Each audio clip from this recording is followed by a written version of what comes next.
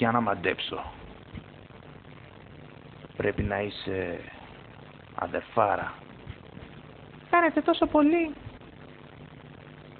Τι να κάνω. Προσπαθώ να μην το δείχνω. Αλλά είναι αδύνατον. Μ' αρέσει να κουνιέμαι και να ξυρίζω την κορμάρα μου.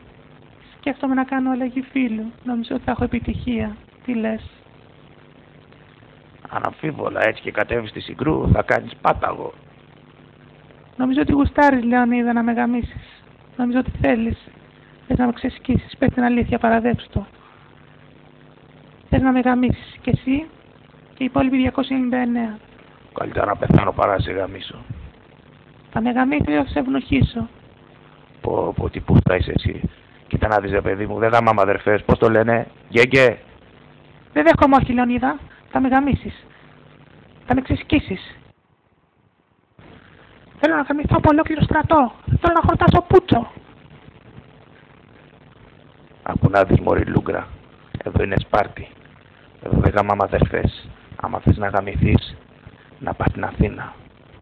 Να βρεις αυτούς τους Αθηναίους που γαμάνε αγοράκια. Κατάλαβες, μωρή αδερφάρα.